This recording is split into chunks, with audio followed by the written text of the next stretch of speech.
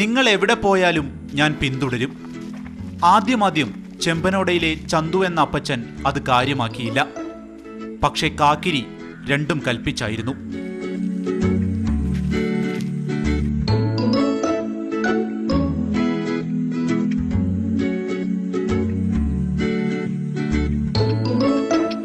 കൂലിപ്പണിക്ക് പോകുമ്പോൾ, കടയിലേക്ക് ഇറങ്ങുമ്പോഴും, കാട് കയറുമ്പോഴും, കടത്തുവള്ളത്തിലും അപ്പച്ചന്റെ കാലിനോട് ചേർന്ന് ആ ഗിനിക്കോഴി നടന്നു.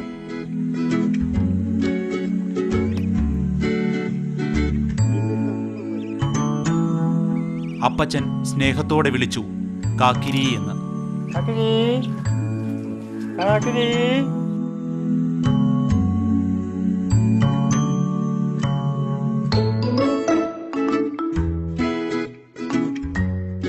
ഒരു ജീവി മറ്റൊന്നിനോട് കാണിക്കുന്ന സ്നേഹത്തിന്റെ മുനമ്പിലെന്ന പോലെ കാക്കിരി അപ്പച്ചന്റെ കൈച്ചൂടിലമർന്നു.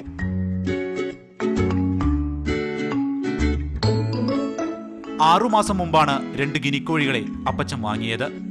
ഒന്ന് ചത്തതിനു ശേഷം കാക്കിരിക്ക് അപ്പച്ചനോട് വിട്ടുപിരിയാൻ കഴിയാത്ത സ്നേഹം. വീടിന്റെ മരക്കൊമ്പിലാണ് കാക്കിരി കഴിയുന്നത്. രാവിലെ അപ്പച്ചൻ പാല് കൊടുക്കാൻ തന്നെ കൂട്ടാതെ പോയാലോ എന്ന് പേടിച്ചാണ് ഈ മരക്കൊമ്പിലെ താമസം.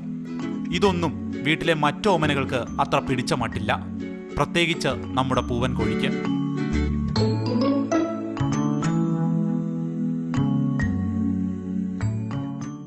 തുടക്കത്തിൽ ഇവിടെ കൊണ്ടുവന്ന് ഞാൻ കുറേ കഴിഞ്ഞതിന് ശേഷം പൈസയുടെ കൂടിയെല്ലാം കൊണ്ടു കിടക്കുമായിരുന്നു. അങ്ങനെ പിന്നെ കൂടുതൽ അങ്ങാടിയിലൊക്കെ വരാൻ തുടങ്ങി.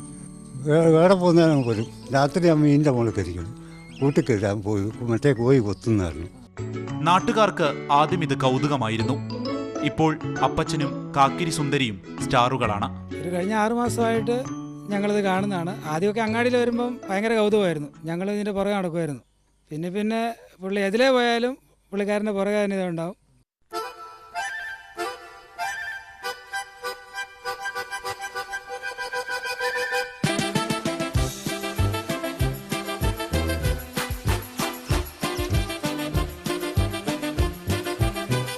അപ്പച്ചന്റെ കാലാണ് കാക്കിരിക്കോഴിയുടെ കണക്ക്. ഒരുപാട് കാലം കാലോട് കാൽ ചേർന്ന് നടക്കാൻ ഇരുവർക്കും കഴിയട്ടെ എന്ന് ആശംസിച്ചുകൊണ്ട് ചെമ്പനോടയിൽ നിന്ന് ക്യാമറമാൻ ജിതേഷിനോടൊപ്പം വിപിൻ സി വിജയൻ, മാതൃഭൂമി ന്യൂസ്.